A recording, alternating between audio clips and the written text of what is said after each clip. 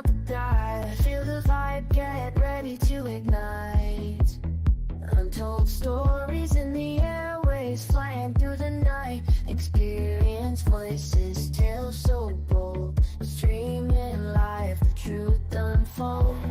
Untold Radio Network, where secrets come alive. New episodes daily, the mysteries thrive. Great guests, super chat, so I remember I share and subscribe. Join the side where truth can't hide. Aliens in the attic, UFOs in the sky. Cryptids lurking, oh my, oh my. Ghosts in the hallway, whispering your name. The paranormal, the unexplained. Become a VIP, get the inside scoop. Unlock the mysteries, be part of the group. Live streaming stories, they're talking to you. Super chats buzzing, join the crew. Untold Radio Network, where secrets come alive. New episodes daily, the mysteries thrive. Great guests, super chat, it's a wild member. Share and subscribe, join the side where truth can hide. So if you've got the guts and you want to explore, tune into the Untold, it's what you're looking for. From aliens to ghosts and all that's unseen. Untold Radio Network, where the world's mysteries convene.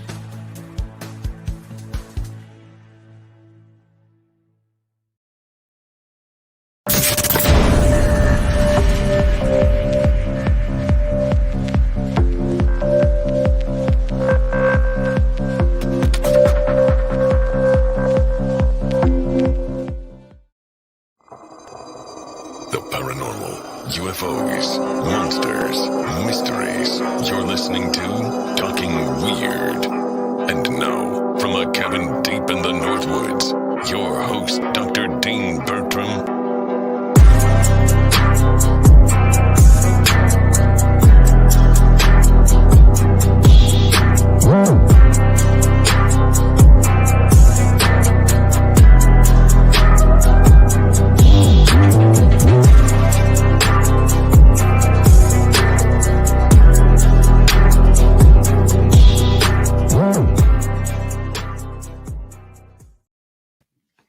Well, greetings, all my fellow weirdos and weirdettes. Thank you so much for joining me tonight on the Untold Radio Network for the 4th anniversary show of Talking Weird. I almost can't believe it. I knew it was the anniversary. I thought it's only been 3 years. And I checked and I'm like, 2020. This show started in the first week in February. Now, for those of you who haven't caught my special Christmas episode, my wonderful mother is my guest again tonight. She's visiting from Australia, and I thought it'd be fun to have her on because she's been listening to the show since episode 1 almost religiously, and she's seen almost every single episode. Plus, she goes back to Australia next week, so she won't even be here for next week's show. So thank you so much for coming on, Ma. You're welcome, darling. So we're going to have a fun time chatting about the history of the show. I can already see so many comments. I'm going to do a quick plug for a film festival I run. I run a fest called Midwest Weird Fest in Eau Claire. That's now in its 8th year.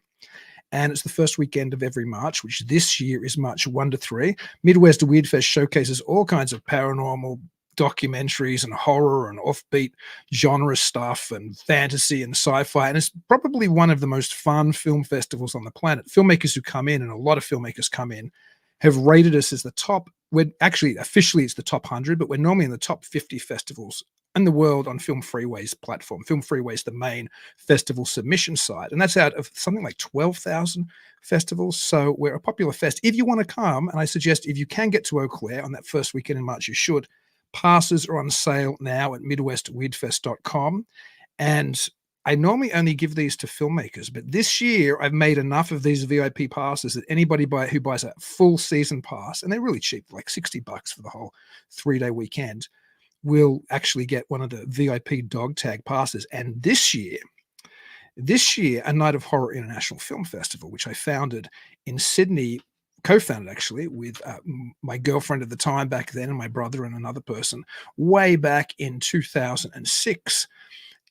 I've moved it to Eau Claire this year, and it's running in the same cinema on a different screen that weekend. So the Midwest Weird Fest audience can dip their toes into a Night of Horror International Film Festival, which is another very highly reviewed, very highly regarded film festival with horror films, as the name suggests, from all around the planet. The latest, and greatest, and best and bloodiest horror films on the planet. But if you buy a pass to Midwest Weird Fest, it also gets you into any screening at a Night of Horror International Film Festival this year. And that's $60. And there's a bunch of films. There's hundreds of films on show, a couple of dozen features, and hundreds of shorts. So that's my plug over and done with. But please come. I know a few listeners of the show do come every year, which is wonderful to see everybody there. And it's wonderful to see everybody in chat tonight.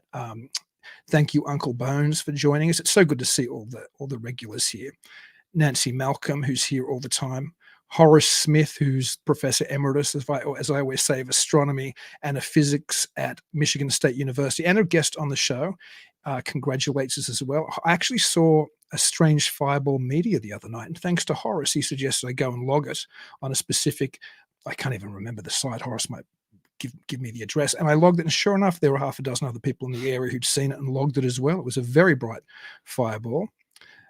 And we have Jay Katz and his wonderful wife Asper congratulating us as well. They run another show on the Untold Radio Network called Down South Anomalies, which is just amazing. And I would suggest everybody catch that who hasn't, because it's one of my favorite podcasts, period, which is amazing. So I'm going to be interacting with folks consistently in the chat here tonight. And I'm going to be asking my mother what her favorite shows are, because she's been watching regularly as well, as I mentioned. But the first person who chimed in about what they would like to hear more of is Nancy Malcolm. And she says, oh no, hang on, wait a second. I missed Nancy's initial question. This is why I probably should pull on some glasses. And she says she'd like to hear more interviews with people who may have had interactions with the fae folk, with the fairies or the she or the other crowd or the good neighbors. And that's one of my favorite topics, as anybody who listens to the show knows. So I would love to have more people on. And that's maybe we do a fairy special sometime in the future. Have you liked it when we've chatted about fairies? Yes, very exciting. Well, I kind of grew up in a family with a lot of Scottish heritage, so we were always told those type of stories when I was a kid. Eddie Lenihan, the great collector of Irish folklore, and particularly fairy stories, I've had some communications with him, and he said he'd come on Talking Weird. I just haven't booked him yet. So I think you'd enjoy him very much, Nancy, if we were to have him on the show, and I plan to going forward. I'd like anybody actually listening tonight to give me their opinion of the guests they've particularly enjoyed, of guests I haven't had on that they'd like to see on the show. And as Nancy just did, subjects that you're interested in, maybe that I don't cover enough, or maybe subjects I cover a lot, like UFOs. I know I cover an awful lot. Maybe you want more UFO stuff. Maybe you want less UFO stuff. Whatever the case, please chime in. I should say too, I would be remiss if I didn't say, when I founded this show 4 years ago, I founded it with Jen Durrell, and she was a big part of the show for the first 2 years. She was my co-host, and for the third year, she still co-hosted, but probably less regularly. But we still get queries about how Jen's doing. She's doing her own paranormal research and historical research, and everybody, I'm sure, along with myself, wish her the very best. So that she was there from the very beginning. But I'm going to very quickly throw it to my mother, and we have a comment from Jay Katz and his wife Aspasia, and saying how wonderful it is that my mother's sitting next to me, and to give you their love. And do you need any help being picked up from the airport? They've said. That was very thoughtful. It would be wonderful, but I have arranged for a local bus that is an airport bus, because I always worry I won't have anyone, and it is a long distance to where I live. So thank you so much. That's a very generous offer. We've also had a number of people saying how happy they are to see you. We've had Ken Rock say how happy he is to see you. We've had Nancy Malcolm saying hello to you. Thank you. Hi. We've had Sam, who my girlfriend, saying hello. Oh, hi, Sam. So we've had a lot of people pop in. But I'm going to throw, as I said to Mum, name me one of your favorite shows, because she actually made a list today. She went and sat down and made a list of some of her favorites. Right, well, I've watched so many, as Dean has said. I can't remember how many. And there's always ones that stand out. And one of the ones that stood out was one that Ed Schultz did. So I hope Ed's listening, and he may remember it. And he did remote viewing. And it was amazing because, well, probably staggering too, that in this remote viewing, he diagnosed something that I had, or brought forward a condition I had, which I hadn't even told Dean about, and was quite serious. And he was spot on with everything he said. And he was so generous about it. And the way he said it and brought it over to me just always stayed in my mind, that he was so helpful and had this persona that made you feel like, yes, he cared. And for him to be able to tell Dean something I'd never told him, all that distance, I was in Sydney at the time. It was really amazing. So, Ed, if you're listening, I really enjoy it. Every time you're on the show, I make sure I see you. Well, And- Ed is listening. He's actually on YouTube. He's Your Successful Life, which I believe is a channel he shares with his beautiful wife, and they do all kinds of videos on there. And he was asking, did Chloe and I ever have a chance to read his book, Picks, which is on fairies? We haven't yet, Ed, but we will. Catherine also commented she'd love to see another fairy show or more fairy shows, which is great. And Horace Smith gave me the name of that website, which I tracked my meteor sighting or my fireball sighting in, which people should certainly do if they ever have one in the sky, because it's so much fun to see other reports come in. And that's the American Meteor Society fireball log. So I'm sure you can Google that and you'll find the actual site. And Horace also said, given the numbers that I talked about, Midwest Weird Fest said, he says it puts it in the top 4% or so of all film festivals, at least those rated by filmmakers. Thank you, Horace. That's the case. But no, Ed's a fantastic guest. Ed Schultz used to be known as the Psychic Priest. I've done a number of episodes with Ed, both on the Untold Radio Network and before we were on the Untold Radio Network. And he always staggers me with his knowledge and his erudition, as well as his ability to do things like remote viewing. I've probably told the story before, but while Ed has remote viewed and done psychic experiments on the show, one day I was talking to him off the show. We were just chatting because he's a friend of mine. And he said, let's do a remote viewing experiment right now.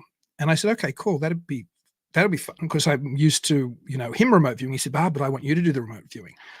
And as soon as he said he wanted me to remote view something, this image, so he was obviously, I'm guessing, already looking at what he wanted me to remote view to. As soon as he said, I want you to do it, and he started to, do the spiel about, relaxing and everything else, I had this flash of traditional cowboy Western stuff, like cowboy movies and horses and, 6-shooters and all of this type of stuff.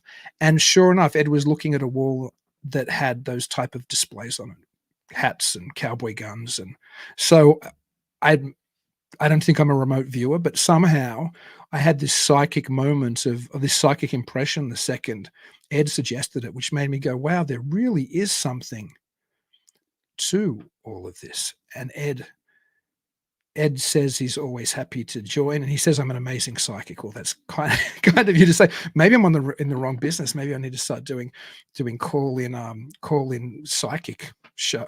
We've had some psychics on the show over the years. I don't often do it because you don't know what you're going to get. Ed is so level-headed and sane and sensible that you're not going to get you're not going to be shocked. You might be surprised by his talents and his results, but it's always just a pleasure having Ed on. Ed's also, as I said, he used to be known as a psychic priest back in the day. He was one of the exorcists for Ed and Lorraine Warren, and he's working on, I know because I've read almost all of it now, these wonderful memoirs, which is called Confessions of a Psychic Priest, and it's an amazing book, and I'm hoping that Ed will have that published and out soon, and everybody should listen to it when they do. And I thank you for Joe Fox, who I think's been with us almost from the very beginning as well. I would suggest, other than my mother who's sitting next to me, Joe might have seen as many, if not more, episodes of this show than anybody on the planet other than my mum, because I know you've been with us for a long time, Joe. So thank you so much for your support. I'm going to throw back to Ma, because I love to hear the shows, and I don't know what they are. So let's hear what the next show is that really was one that impressed you, or guest or topic that impressed you. Well, actually, one that, and he has always impressed me, he's been on a few times, was Professor Horace Smith. And he was on particularly talking about Lovecraft and also other things concerning that. And why I was interested in Lovecraft is I know that Dean has always been a great admirer of Lovecraft and read his books, and even named his production company Lovecraft Productions. And I was very interested when Horace was on to hear his take on Lovecraft. And also, I'm not sure whether we mentioned this when I was on my last show, many years ago in 2007, actually, when I did a trip to the States with my late husband, we went to Providence, and we were in Providence. We saw the firewater, which was superb, but we went to Providence on the way only because Dean had mentioned that's where Lovecraft came from. And I wanted to go there just to see what it was like because of him. And the next day, after we'd seen the firewater on the Saturday night, we were just so fortunate to be there because I only have it one Saturday a month. We had no idea when it was going to be, had no idea. And it was really superb. The next day we went to the local cemetery and it was a Sunday. So we thought, how are we going to find out where Lovecraft's buried? And a very kind security guy pulled up and said, "Oh, can I help you, ma'am?" And I said, "Oh, yes." And I told him what I was looking for. And he said, "Oh, if you go," I didn't say who it was. He said, "Oh, if you go over there, there's a computer in there. You just punch in who it is." And so I punched it in. Now comes a piece of paper saying, "Your loved one is buried in such and such and such a plot." Your loved one was H.P. Lovecraft. Yes. So I went and saw that and took a photo of the beautiful, it had a wonderful headstone, which is more than a headstone. It was like an edifice. And that when you talked about Lovecraft, it brought all that back to me, Horace, and I really enjoy every time you're on Dean's show. I enjoy listening to you. Horace is here tonight in Yes, the audience. That's right. And I also enjoy knowing that you're listening whenever Dean show's on. I do too. I love all the regulars in here. I'm so grateful to have them all here. And Horace said, "Thank you. Swan Point Cemetery is the location." That's right. I forgot that was the There name you of go. it. Thank you, Horace. Mm. No, I could talk about Lovecraft till the cows come home because I do have I did name my production company Lovecraft 21C Productions because he was so influential on me when I was in my teens. And I have a stack of or a whole shelf actually of Arkham House books. And ironically, Arkham House Publications or Arkham House Printing Press, which is the company which saved H.P. Lovecraft's writings and kind of immortalized them going forward, because most of his writings had just been in the pulp magazines of the days, like Weird Tales and the like. But August Derleth, who was one of the most famous and influential novelists out of Wisconsin to the south of me, also wrote Weird Tales and Strange Fiction, but he was used to better be remembered for his historical fiction. But he, along with, I think, Donald Wandre, essentially took control of the Lovecraft literary estate after he passed and ended up publishing his collected works, and along with other weird fiction writers. But was Arkham House, of course, is named after the fictional town Arkham, which features in a number of H.P. Lovecraft stories. But if anybody hasn't read Lovecraft or anybody wants to collect Lovecraft, there's something about those Arkham House books. And I think it's because it's almost magic picking one up and reading it, because you know you have this direct connection with the person who founded the company, being somebody who was so involved with Lovecraft in those early days. And I just saw a funny comment, but I don't know if I should share it or not. But it is funny, Flat Rockland. And we have another comment from Jay and Aspasea saying, "Every single episode has resonated with us, but if we consider a favorite, well, it's got to be Christmas with Mom." Oh, wow. Oh, thank you. It was so personal and insightful. Love is a powerful force. Thank you guys so much for tuning in so often too. They are, again, you have to go and check out Down South Anomalies if you haven't watched it yet. It's one of the most insightful paranormal, UFO, weird alternative podcasts, not just on this network, but period. They're a great talent, both of them, and they've been in radio broadcasting for so long, so they shine so far above a lot of people in this space. So if anybody else has any episodes or any topics that they'd like me to look at, I'm hoping I haven't missed any. But I'm going to ask a question, then I'm going to throw it at my mother again. I do a lot of UFO shows, obviously. I probably do more UFO shows than anybody else on the Untold radio network, because that's my background. That's probably what I'm most interested in. It's what I did my academic work on. But do I do UFOs too often? Do you people enjoy the UFO shows? I know Bigfoot and cryptids and the like are very popular on Untold, which I totally understand. Would you like to see more cryptid shows? Or are you happy with the balance at the moment? Do you want more or do you want less UFO shows? Let me know. Anyway, I'm going to throw to Ma for another one of her favorite episodes or favorite subjects or whatever she has there. Well, the next person I'm bringing on is Jason McLean, who as you all may or may not know, did a wonderful show with Dean for a long time, and Mysterious Library. Mysterious Library, Also on this network. And I always enjoyed hearing him, and I know he has filled in for Dean on a few emergency situations. And one of the things I remember, one of the shows he and Dean did, he was talking about when he actually saw a supposed pterodactyl, which is a dinosaur from the past, so we all think, and of course disproves all the current theories that all of these things are millions of years old.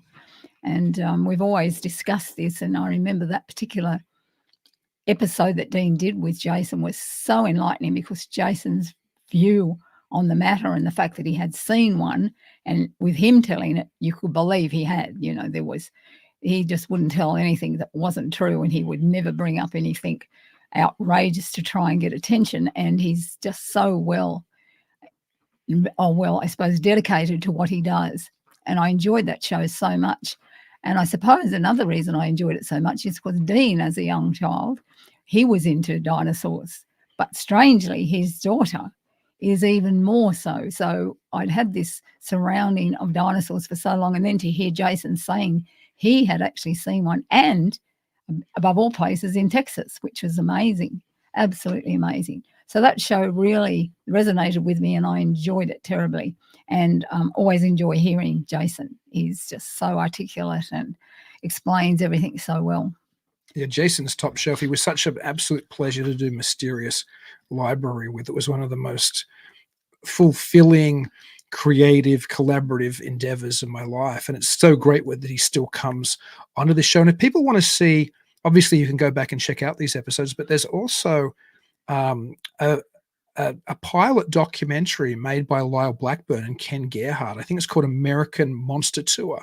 And in that episode, they go to Texas and research pterodactyl reports. And Jason features in that episode and talks about his experiences and talks about his sighting. And I think this was early on. This might have been before Jason was as well known in the paranormal space as he is now. So it's worth going and checking out that episode. We have something from Joe Fox, and he says UFO shows are the best. Well, thank you, Joe, because I love doing them because it's what I'm fascinated in. I have a wonderful comment from Horace Smith as well, saying he looks forward to hearing more about the progression of my research into Ray Palmer, because as most of you regular listeners might know on this show, I'm still making a feature documentary on Raymond A. Palmer, who was the editor of Amazing Stories and launched something called The Shaver Mystery.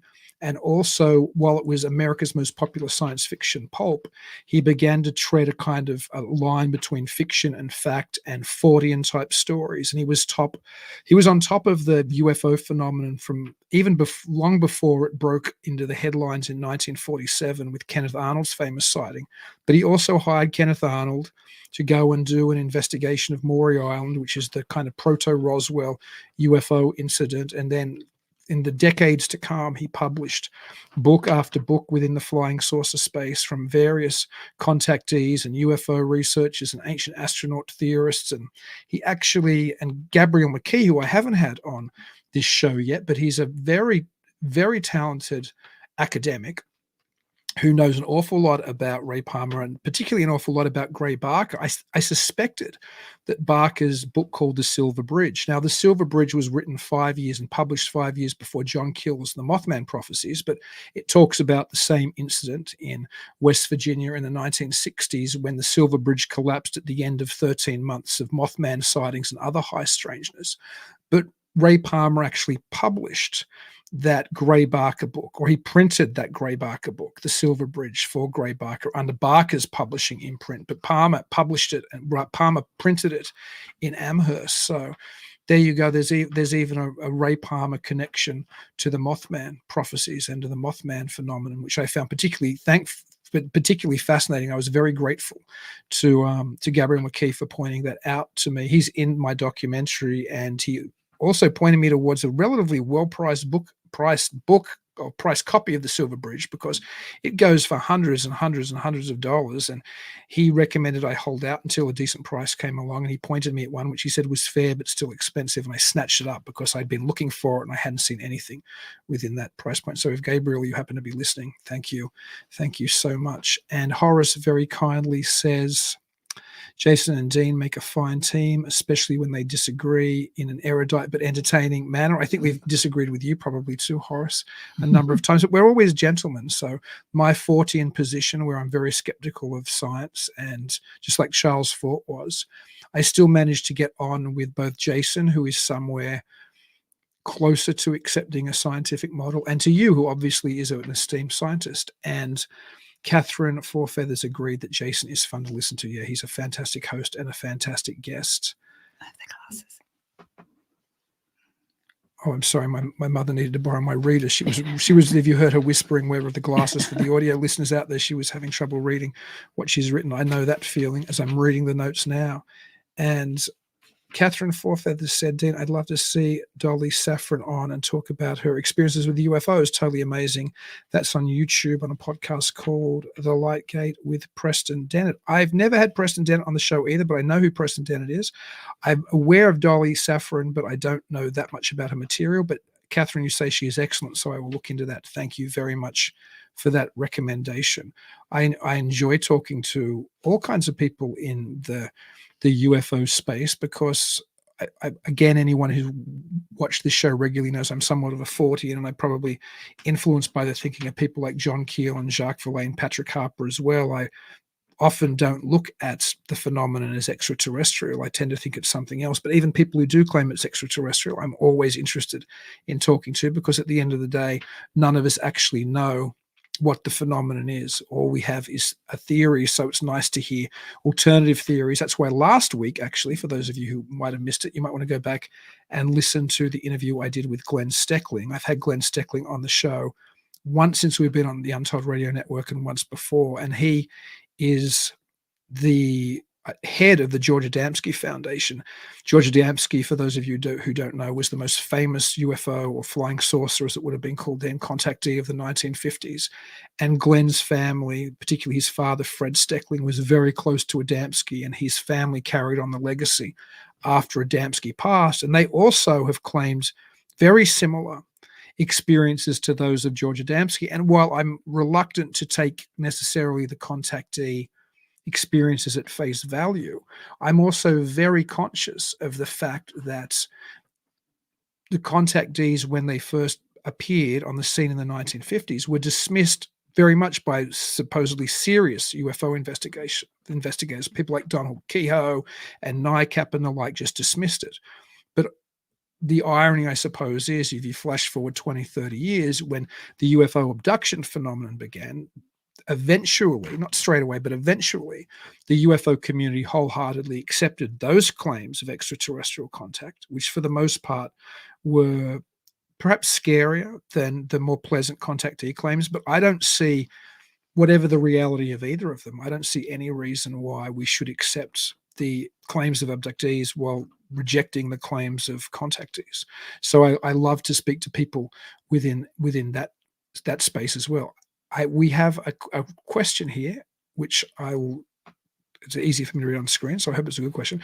Random question from Flat Rockland regarding Shaver on the Darrow. Have you ever done research on Fred Chrisman, Maury Island incident, and possibly JFK assassination? Interesting character. I have done it. That's a very good point, Flat Rockland. I actually have a show on Talking Weird, if you want to go back, with Brian Shickley. Brian Shickley directed, or is directing, a series of fantastic animations called the Chrisman Chronicles, starring Fred Chrisman, and in which Ray Palmer and Richard Shaver also appear. But you're right. Fred Chrisman, of course, contacted Ray Palmer at Amazing Stories during the height of the Shaver mystery, claiming that he too had had contact with the Darrow, these detrimental robot creatures that lived beneath the earth, which had tormented Richard Shaver and others. Chrisman had claimed during his stint in World War II as a fighter pilot, when he was shot down in the Pacific, to have done battle with the Darrow in the caves. Flash forward a couple of years, and the Maury Island incident happens. which I mentioned earlier, and it's Fred Chrisman who collects the debris supposedly from the flying saucer, which spat out a type of slag onto the boat, which was being piloted by Fred Chrisman's associate Harold Dahl, and onto the nearby beach from this flying saucer, which was actually a flying donut. It was hollow in the middle, which was having troubles. Some of that material got sent to Ray Palmer. Some of that material got taken back by the Air Force, 2 Air Force officers who investigated. They were carrying it back to their base when Fred Chrisman essentially forced a box onto them before they boarded their plane. The sinister part of that story, or this very strange part of that story, and the tragic part of that story, is those 2 Air Force officers crashed in that plane going home, and they both died, and that wreckage was lost. The material sent to Palmer was not lost, and I was fortunate enough when I was visiting Raymond B. Palmer, Raymond A. Palmer's son, that he actually gave me the last piece of the not gave it to me to take away. I'm sure everybody got excited then. He let me hold the last piece of the Maury Islands materials that Raymond Palmer had. Apparently they'd given away some, or they'd lost some over the years. And it was very strange holding that piece of material. I'm not claiming whether it was from a flying saucer or whether it was slag, but just knowing that you're holding one of the holy grails, I suppose, or one of those relics of old flying saucer lore in your hand, perhaps one of the original metamaterials.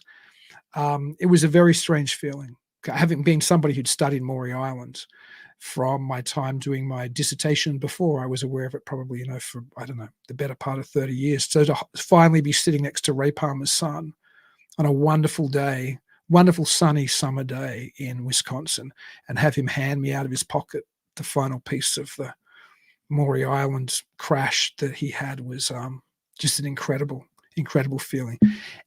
So I hope that kind of answers your question, Flat Rockland. But go and check out the interview with Brian Shickley. It's probably from about, I don't know, maybe 4, 5, 6 months ago.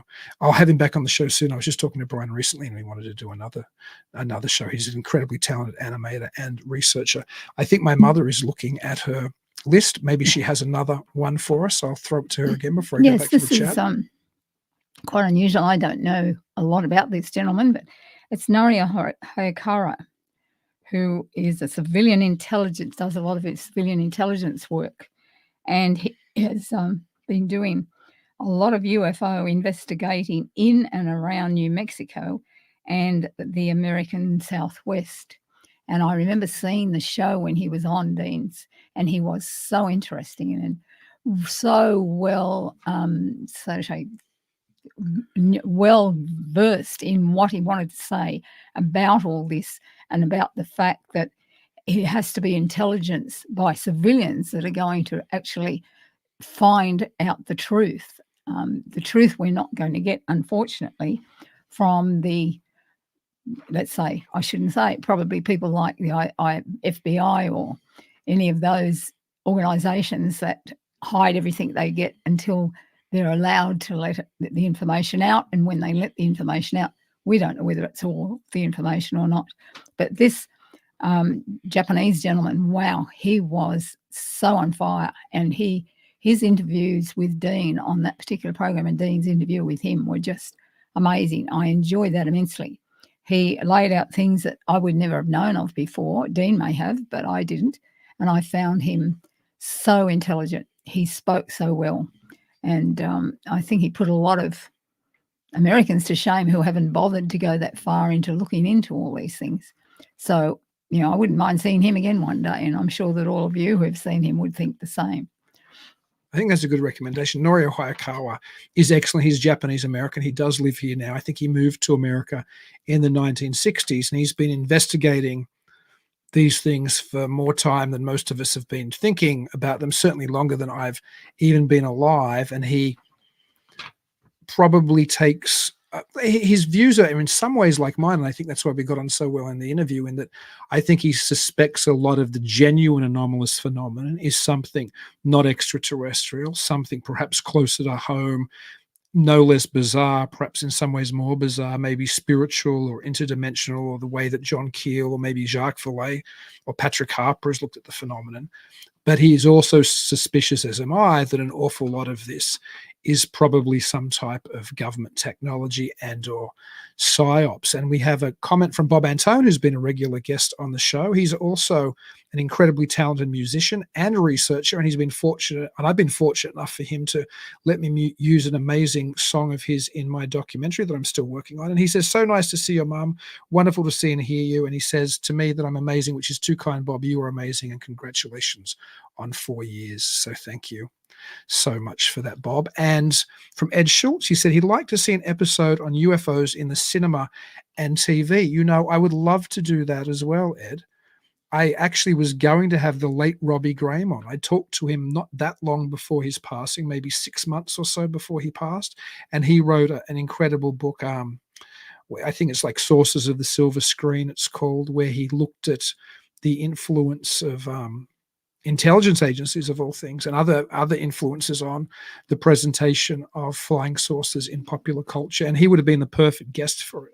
And when he passed, obviously it's a bigger tragedy than him not being on my show, but I do remember thinking it's an incredible loss to the field, and it's so sad I wasn't able to have a conversation beyond texting with him. Now, he did do, if I recall, and correct me if I'm wrong, Jay Katz or Aspasia, if you're listening, I believe you had Robbie Graham on Down South Anomalies, and that's a fantastic show. So people should, I know I saw you guys interview him somewhere, and I think it was Down South Anomalies. So you should definitely go and check that out, Ed, or anybody else who wants to see a show on that type of a topic, and particularly with the late, great Robbie Graham. And I'm just seeing if there's any other comments here that I have missed, because as I'm chatting, there's talking between Ken Rock. He says that he's a regular listener or viewer of the show. So thank you so much, Ken, for being with us so long as well.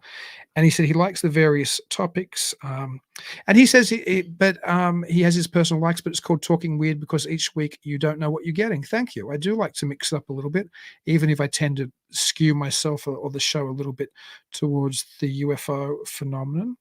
And thank you so much, Catherine Fourfeathers, as well, for being with us again and for saying that you think it keeps the show interesting. You're not sure what you are getting. Now I'm going to throw back to my mark because I know, or have you done your list? No, I've still got another one. You've got another one. There you go. See how diligent. Right. This is about Richard Doty, who it's a long time since he was on one of the earlier ones that we watched, and it may have been before Dean even joined. It was long before Untold. Yes, yeah. That's right. And he was so interesting. I know at the time my husband, who has since passed, was really interested. He always loved watching Dean's Talking Weird program. But this particular one he was engrossed in because Richard Doty had been a former intelligence person in either, I think, the Air Force or something like that. And he also then later on moved into some of the other intelligence fields.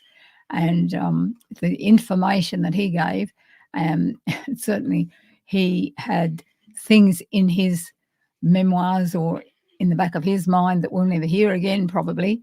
I found it a most interesting program, and we were sort of glued to the show that night.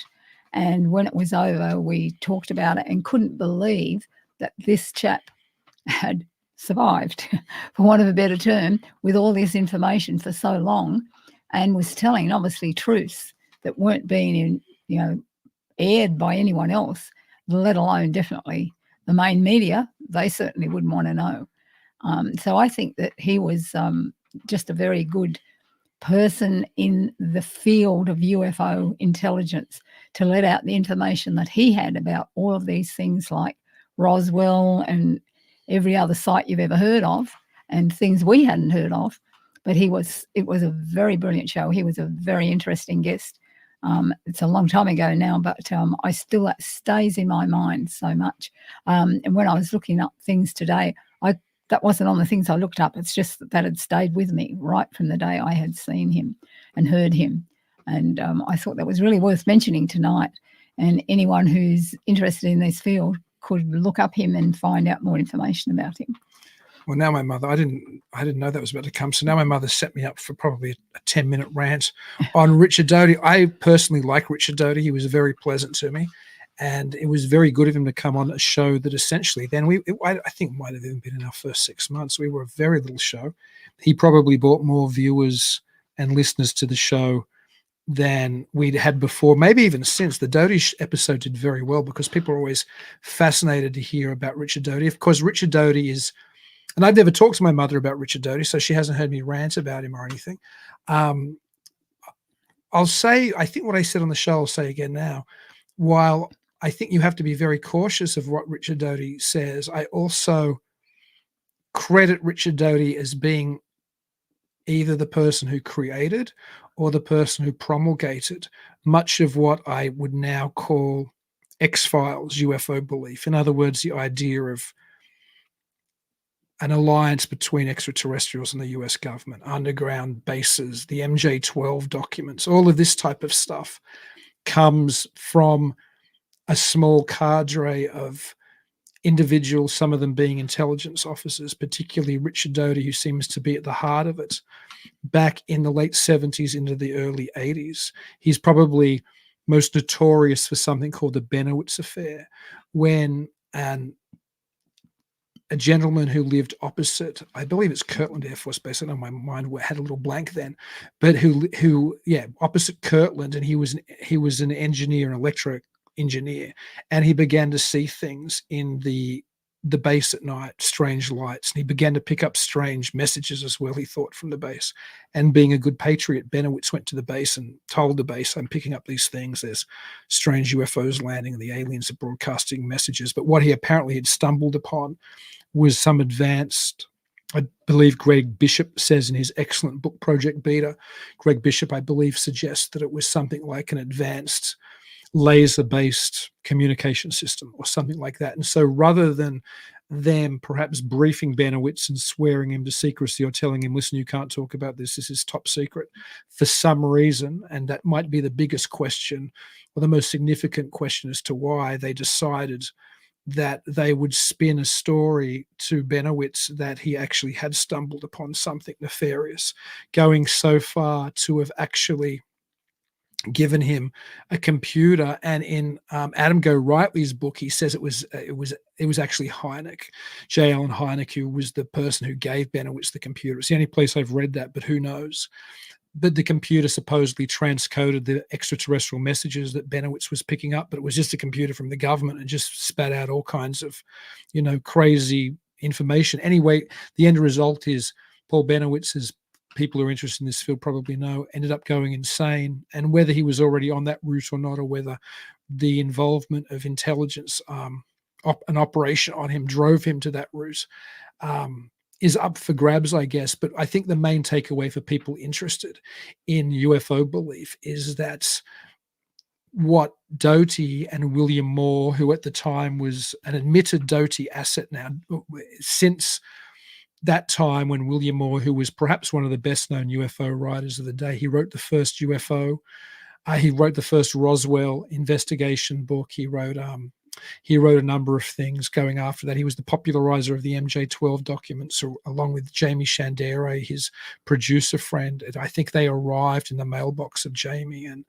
and the microfilm of the MJ-12 documents. So the MJ-12 documents, which talk about a secret US government program, secret US government within the government, really, and the awareness of extraterrestrial involvement was pushed out through Doty's assets. William Moore and Richard Doty had previously shown something very similar to Linda Moulton Howe, an important journalist as well as an important researcher into things like cattle mutilation. So much of the tales of things like the underground base underneath Dulce, New Mexico, the MJ-12 documents, much of this idea of this X-Files type conspiracy can really be traced back to that moment, that period. Now, the fascinating thing about talking to Richard Doty is he maintains that he didn't create that information, that he was told to present this information. And while he admits to some of the trickery, I suppose, on Benowitz, he still maintains that there were secret government UFO programs. He maintains that he watched a video of an extraterrestrial biological entity being essentially, I suppose, interviewed by the US government. He claims that he saw flying saucers. He claims that there were Air Force programs which were abducting people but they were pretending to be ETs, not so much to promulgate the idea of alien abduction, but it was used as a type of, I don't know, a type of counterintelligence program where you would be able to get more information out of somebody or feed them fake information, pretending you're an extraterrestrial than you could if you're a person, which kind of makes sense, I guess. If you were snatched from your bed in the middle of the night by something that looked like an ET, you might very well babble all kinds of things and believe all kinds of things. And we see some of this in the famous X-Files episode, Jose Chung's From Outer Space, the first episode of season 3. And it always makes me think of Dodie now that I've spoken to Dodie, and now I probably studied him more than when I first saw that episode, because there's an alien who's actually an Air Force pilot talking to Mulder, and he tells Mulder, I don't even know what's real anymore. I can't even tell you, if I'm real or if you're real. So because of this involvement of US intelligence, when somebody like Dodie speaks, it's very difficult to determine what's true or what's not true. Why I find that conversation I had with Dodie so fascinating is that I do believe he probably knows more about the internal workings of whatever's going on, whether it's all a psyop or whether it's all nonsense or whatever else, than anybody else I've ever spoken to. And he's been more front and center in presenting what became mainstream UFO belief for decades after that than anybody else I've ever known. So it's worth going and listening to that Dodie show, and take it with a grain of salt, I think, as well. And we have something here from J. Katz and Aspasia saying it's Robbie Graham was on episode 5 of Down South Anomalies, and it may have been his last interview, and Silver Screen Sources is the name of his book, which I should have known because it's on my bookshelf over there. So go and check out Down South Anomalies on the Untold Radio Network, and it's episode 5 of that show with Robbie Graham. And I think it was Ed Schultz before who was particularly wanting an episode on that type of topic. I'll do one as well going forward because I think that's a great idea, Ed. But in the meantime, go and check out episode 5 of Down South Anomalies. And we have a question here from Horace Smith, and he asks, Dean, you received your doctorate some time ago. Do you find that your academic training still influences your approach to talking weird? That's a good question, Horace. A very good question. I think the good thing about my academic training is that I was already somebody who was very interested in the UFO field. And I've talked about why a number of times in the past. And so when I decided to stay academically, I was already pretty well versed in the topic. I'd already read, probably a massive chunk of the main books on it. I was kind of aware of the field. I think it forced me to be more skeptical, and not skeptical in like a debunking way of being skeptical. It made me assess my sources perhaps more critically than a lot of people might. And I probably wouldn't have assessed them quite as critically either than that. And I still think going forward to a degree, I'm critical. Again, I'm a skeptic, but I'm not a debunking type of skeptic. I'm critical with what I hear or what I read or what people tell me. I do think the difference today, being outside of the academy, and I've been reworking the dissertation for a long time now, and that finally will be proof of it, is that I'm a little more flexible and a little more free, as anybody who watches this show probably knows, to espouse pretty much weird theories. Because my theory is that if there's an anomalous phenomenon, it's probably not extraterrestrial. And I've presented, in fact, about 6 weeks ago, I think I did a show on UFO deception where I essentially read a chapter of that book, the reworking of the dissertation I was talking about. And that chapter was never in the original dissertation. I wouldn't have been able to suggest that maybe the UFO phenomenon ties in with type of earlier Gnostic ideas about a truer reality above ours and, truth being injected into it. I never could have talked about perhaps, it's really interdimensional. I never could have talked about perhaps it's really a spiritual phenomenon. I never could have mentioned its similarities with ideas of things like the Matrix or ideas of writings in Philip K. Dick's works, for example. And I think those things, while you can look at academically and say there's similarities with the presentation of anomalous phenomena, I don't think you can academically, or I couldn't have academically, I certainly wouldn't have felt comfortable presenting a dissertation which was suggesting there was a genuine anomalous phenomenon. Because again, I don't know if any of us know what this really is. And I'm not even though I'm suspicious of the sciences, I'm certainly not a physical scientist. I don't have the ability to determine really what the base nature of this thing is. I don't think anybody does, by the way. All I can do as an academic and somebody who's trained in the social sciences, particularly in history, is look at the phenomenon inside an historical context. So back to your question, Horace, I think that training has made me always look at things historically still, and always try to put things within their broader context. And I hope that's what this show does sometimes. And I think that's what Jason and McLean and I try to do almost every week on Mysterious Library, is we tried to place whatever we were looking at into a broader cultural and historical context than just observing it as is, because there often is this kind of postmodern trend that you can just look at something and assess it for what it is. You can't. Nothing like this, because all of this, if anybody who pays attention, fits into older trends. It also fits into common. It also fits into rather modern phenomenon. Like if you just look at the Bigfoot phenomenon, and if you don't look at UFOs, and if you don't look at spectre hunting, I guess, and if you don't look at religious phenomena, and if you don't look at all of these other things, if you don't look at fairy faith, if you just look at one of them, just like if you don't look at where that phenomenon fits historically, if you just look at a phenomenon by itself without looking at the other anomalous phenomena, you often miss these connections. So I think we can miss these connections if we don't pay attention. You don't have to be an academic to do this. If we don't say, let's broaden our view, both historically as well as broader culturally, and see how all of this intersects with history, intersects with popular culture, intersects with other anomalous things. And I do think my academic training kind of pushed me into that position, and I'm very grateful that it did, because I think for me it works as a better way of approaching the phenomena.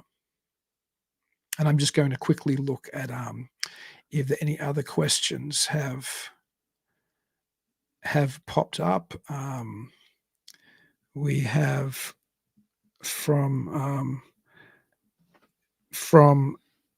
Ed, who is Your Successful Life, is saying he's got a dictionary definition of a skeptic: not easily convinced, having doubts or reservations. The public were deeply skeptical about some of the proposals. And I think that's what we have to be in this space. I think we have to not be easily convinced by a claim, because the type of claims that are often made by some people would require something extraordinary to believe it. And that, again, doesn't mean if somebody, I never am dismissive of a witness's report or somebody's experience. I'm just dismissive, or not dismissive, I question the interpretation of it, because if the phenomenon is as deceitful or as deceptive as other people have suggested, including Norio Hayakawa, who my mother mentioned earlier, or John Keel, or Jacques Vallée, or as Patrick Harper suggested, there's kind of some more complicated imaginal reality that we're intersecting with, to believe anything just on the actual facade or the visage which is kind of presented, I think is a mistake. And I think, did you have any more points there? I've covered the ones I was interested in. One of them was with Horace Smith and someone else doing Lovecraft, and also Edward Guimont, I believe. Yes, it was. That's right. And what's that book called, Horace? Just drop it in, because I actually have a copy of it. It's a wonderful book. I think it's H.P. Lovecraft and Astronomy or something. But yes, that's right. It is. Is that Lovecraft what it is? and Astronomy. Drop the title of the book in the notes if you're still watching, Horace. That was very interesting. I'll give a plug for the book, because it's a wonderful book. I really enjoyed it. That was an interesting episode. We found that my husband was still alive at the time, and we found that very interesting. It was really, well, they were all interesting, but Horace Smith was very good, and he always is, and we love listening to him, and he's expounding upon everything. And because Lovecraft came into it, I suppose, once again, and I was always interested when that happens. I just feel that we can never, I'm not academic by any means, but we can never hear enough of everything that we're wondering about. And I think we need to leave our minds open to other people's ideas, try to be sensible about what we believe about things, but never ever give up our faith in believing that everything that happens for a reason. That's a very good point. My mother is very wise. And Horace Smith let me know the title of the book, and people should get this because it's a fantastic book. When the Stars Are Right, H.P. Lovecraft and Astronomy by Horace Smith. And I think it's Edward Guimont is your co-author, That's right. if I recall. And J. Cat says, true skepticism is helpful, but dogmatism is primarily what we deal with in terms of debunking. I agree with that as well. And that's certainly something that would annoy Charles Fort, the way that I suppose various orthodoxies, particularly the sciences, would dismiss anything which didn't fit what Thomas Kuhn would later call the paradigm of the time. And we have Joe Fox saying, love your mum, she's great. And also Flat Rockland saying, amen, mum. So, I mean, I'm so grateful that my mother's been able to do this show and the Christmas show. Thank you so much for doing the shows with me. I love doing them, Mum. I'm very honoured, actually. I never expected to ever be on a TV show. So. Well, more than a TV show. I mean, it's on the internet everywhere. Podcast, yeah. But I'm glad that I can do it to help you. And I enjoy all of your shows and listening to everyone. And thank you all for supporting my son. I appreciate that very much. And I know that you'll be blessed. J. Cat says, is mum willing to adopt? I'll have a talk to her because she could do with a son in Sydney now that I'm not there, Jane. You'd be a great son. But it was wonderful having you on again, Ma. We're going to we're a little earlier than usual. We might close it because my daughter adores my mother so much. I have never seen a grandparent closer, and they hadn't even seen each other for 5 years, and she might still be awake. And I promised her that I would make sure the show didn't go over tonight. And as a side note, for those of you who might have been watching from the very beginning, the reason that the show used to be so late at night initially was because when I was here alone with my daughter, I had to make sure she was sound and settled for the night before I could creep upstairs and record Talking Weird. Thankfully, since I've been on Untold and we've been able to move it earlier to the 9 o'clock slot now on a Tuesday, while it used to be 10 o'clock on a Saturday, my daughter is more than capable of going to bed earlier and not running upstairs. But in the olden days, Talking Weird, I had to make sure she was sound asleep or she would run up. In fact, funny final story is when I was interviewing Richard Doty, and we used to pre-record in those days, Chloe ran up and was yelling in the middle of that interview. Richard Doty was very kind and very accommodating and understood, but it was still a classic example of what I have to do Talking Weird so late at night. Thank you, J. Katz. Thank you, Horace. Thank you, Ken. Thank you, Ed. Thank you, Catherine. Thank you, Joe.